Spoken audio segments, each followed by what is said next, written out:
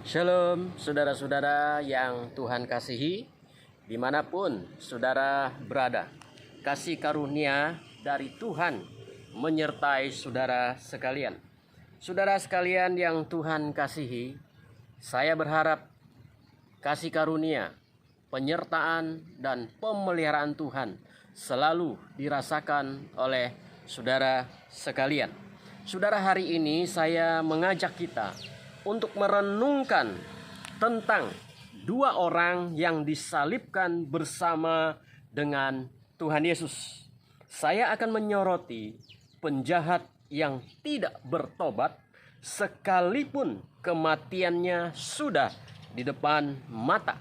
Mari saudara buka Alkitabmu di dalam Injil Lukas pasal 23 ayat 33 dan ayat 39-43. Saya akan membacakan bagian tersebut.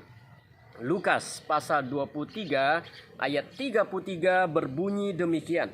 Ketika mereka sampai di tempat yang bernama Tengkorak, mereka menyalibkan Yesus di situ, dan juga kedua orang penjahat itu, yang seorang di sebelah kanannya dan yang lain di sebelah kirinya.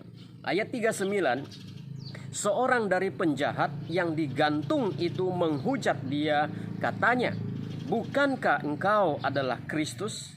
Selamatkanlah dirimu dan kami." Tetapi yang seorang menegur dia, katanya, "Tidakkah engkau takut juga tidak kepada Allah, sedang engkau menerima hukuman yang sama? Kita memang selayaknya dihukum, sebab kita menerima balasan yang setimpal dengan perbuatan kita. Tetapi orang ini tidak berbuat sesuatu yang salah." Lalu ia berkata, "Yesus, ingatlah akan aku apabila engkau datang sebagai Raja." Kata Yesus kepadanya, "Aku berkata kepadamu, sesungguhnya hari ini juga engkau akan ada bersama-sama dengan aku di dalam Firdaus." Saudara-saudara yang Tuhan kasihi, demikianlah kita membaca bagian firman Tuhan tersebut, dan kita akan membahas salah satu penjahat yang tidak bertobat di akhir hidupnya. Saudara, ketika Yesus sedang disalibkan di atas kayu salib, ada dua orang penjahat yang bersama-sama disalibkan. Tetapi kedua penjahat ini memberikan respon yang sangat berbeda. Yang satu bertobat, sedangkan yang satu lagi terus menghujat Yesus dan tidak menunjukkan tanda-tanda bahwa dia menyesali perbuatannya. Di tengah-tengah penderitaannya di atas kayu salib, dia justru mengejek Yesus, Tuhan yang mulia itu, yang rela mati untuk menebus dosa manusia. Dengan berani dia berkata dengan ejekan, "Bukankah engkau adalah Kristus? Selamatkanlah dirimu dan kami." Di ayat yang ke-39, dalam terjemahan lain mengatakan, "Jika engkau adalah Kristus, selamatkanlah dirimu dan kami." Kalau engkau adalah Kristus, selamatkanlah dirimu dan kami. Saudara, ketika saya merenungkan, membaca kalimat ini, saya teringat dengan kalimat yang muncul dari mulut setan ketika ia mencobai Yesus di padang gurun, yang berkata, "Jika engkau anak Allah, perintahkanlah supaya batu-batu ini menjadi roti." Saudara, kalimat "jika" ini tentulah akan memancing reaksi dari orang yang dengannya kita berbicara. "Jika engkau orang hebat, tunjukkanlah kepadaku. Jika engkau banyak duit, buktikanlah itu. Jika engkau mampu," dan seterusnya. Saudara, kalimat "jika engkau" bisa, itu tentu untuk memprovokasi agar kita membuktikan bahwa kita seperti yang dikatakan. Kalimat ini, saudara, kalimat dari penjahat yang tidak bertobat ini, tentu saudara muncul dari motivasi yang salah, dan ingin memancing reaksi Yesus untuk melakukan sesuatu bagi kepentingannya sendiri. Dan celakanya saudara, penjahat yang disalibkan ini, dia berusaha memancing Yesus turun dari salib dengan tujuan untuk keselamatan dirinya. Di ambang kematian, bukannya bertobat, tetapi dia menambah dosanya.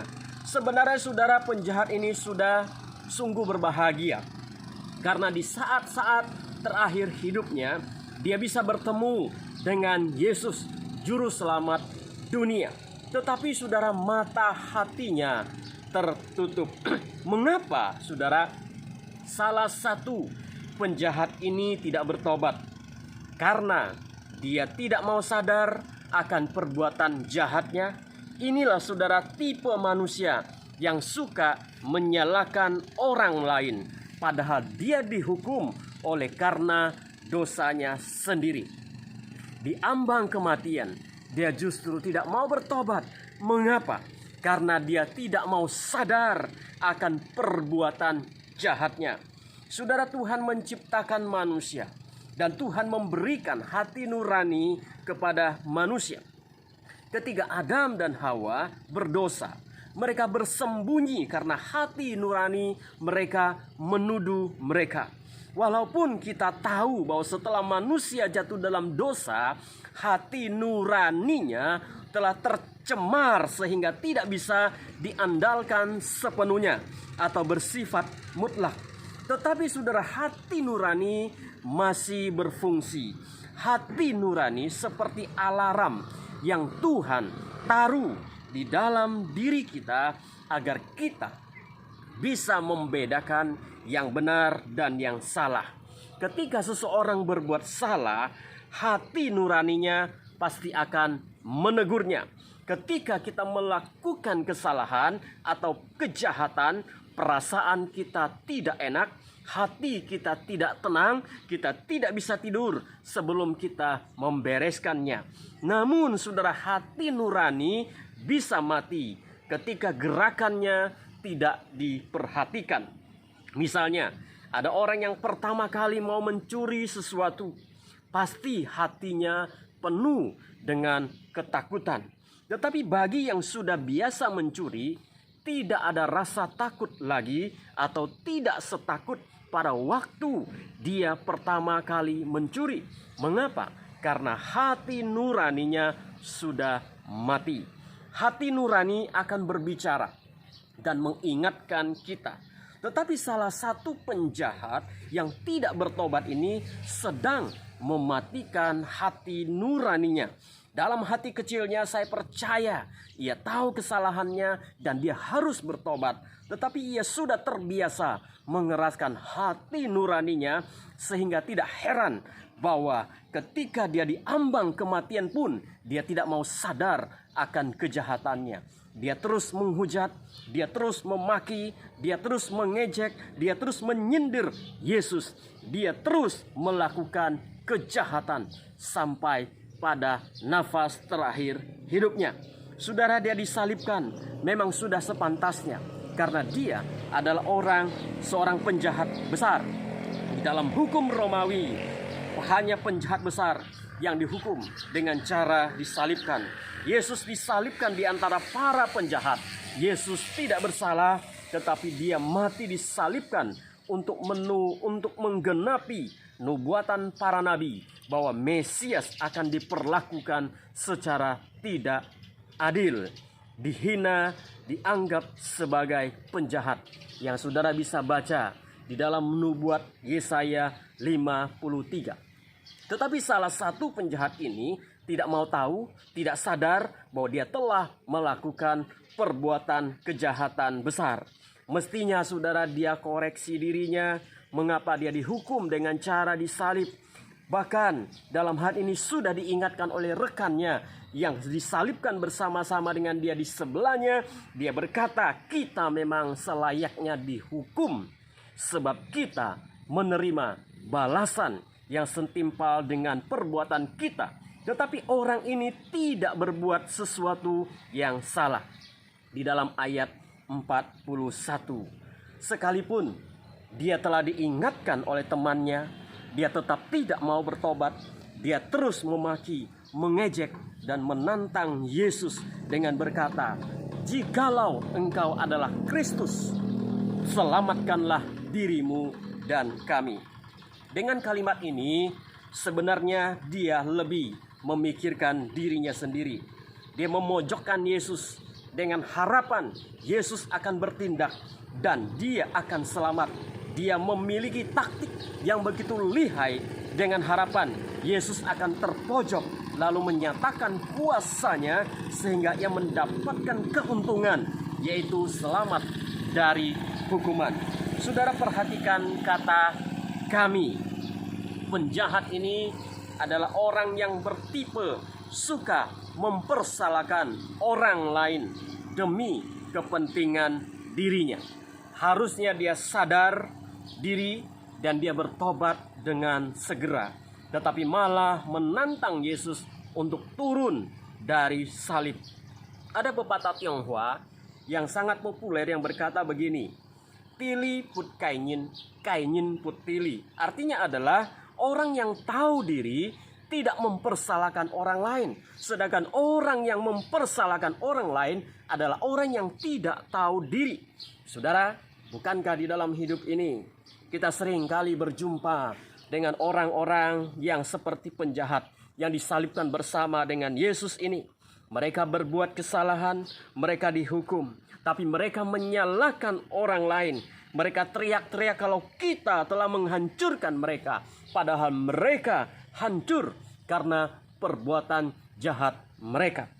Ketika mereka beribadah dan tertegur oleh khotbah yang disampaikan oleh pengkhotbah, mereka menjadi tersinggung. Mereka marah kepada pengkhotbah karena dianggap telah menyinggung atau menyindir dosanya. Padahal pengkhotbah tidak tahu menahu tentang hidup orang tersebut. Lalu saudara sekalian dikasih Tuhan, mereka mogok, tidak mau ke gereja karena tersinggung dengan khotbah yang mereka dengar. Mestinya saudara, kalau kita mendengar suatu khotbah atau satu pesan dari khotbah yang menyinggung perasaan dan hati kita, harusnya kita bersyukur dan berterima kasih kepada pengkhotbah tersebut, karena Tuhan sudah memakainya untuk menegur, untuk mengingatkan, untuk menyadarkan kita. Itu namanya saudara, kita punya hati nurani. Dan ketika kita mendengarkan khotbah yang kita merasa tersinggung, harusnya kita bersyukur bahwa Tuhan masih berbicara dengan kita, bahwa Tuhan masih sayang, masih mengingatkan kita, dan kita bukannya mogok ke gereja. Saudara, marilah kita jaga hati nurani kita, dan janganlah kita mematikannya. Ketika orang menegur kita dan kita merasa hati nurani kita tertuduh, cepat-cepatlah minta ampun kepada Tuhan. Dan teruslah kita memperbaiki diri kita. Jangan kita matikan hati nurani kita. Dan mari kita hindari dari sikap dari penjahat ini yang disalibkan bersama dengan Yesus. Di akhir hidupnya, dia mati tanpa pertobatan. Padahal dia sudah diingatkan oleh temannya bahwa dia menerima hukuman, itu sudah seharusnya. Tetapi di dalam ketidakmautahuannya dia justru menantang Yesus, memprovokasi Yesus, menyindir Yesus, mengejek Yesus. Untuk apa? Supaya Yesus turun dan menyelamatkan dia. Betapa egoisnya penjahat yang tidak bertobat ini. Saudara, mari kita sadari dan mari kita jaga hati nurani kita, supaya ketika kita ditegur, kita sadar dan kita tidak berlaku seperti penjahat yang tidak bertobat ini. Kiranya Tuhan berkati saudara sekalian. Mari kita berdoa. Bapak Ibu, Bapa di dalam surga, kami bersyukur Tuhan buat firman-Mu yang kami dengar. Di dalam momen-momen kami memperingati hari kesengsaraan dan kebangkitan Kristus dalam peristiwa Paskah ini, kami berdoa Tuhan, supaya kami belajar untuk peka dengan suara Tuhan, supaya kami tidak mengeraskan hati nurani kami, tapi biarlah kami boleh memiliki hati yang lembut ketika kami ditegur, oleh firman-Mu, kami sadar, kami bertobat, dan kami kembali kepada Tuhan. Terima kasih Tuhan, kami bersyukur untuk firman-Mu. Tuhan berkati saudara-saudara kami dimanapun mereka berada yang mendengarkan khotbah ini. Berkati mereka Tuhan, berkati kehidupan mereka, berkati keluarga mereka, berkati pekerjaan mereka di dalam situasi hari-hari ini. Kami mohon anugerah-Mu senantiasa boleh menopang hidup kami. Terima kasih Tuhan, terpujilah nama-Mu. Dalam nama Yesus kami berdoa. Amin. Tuhan Yesus memberkati saudara sekalian.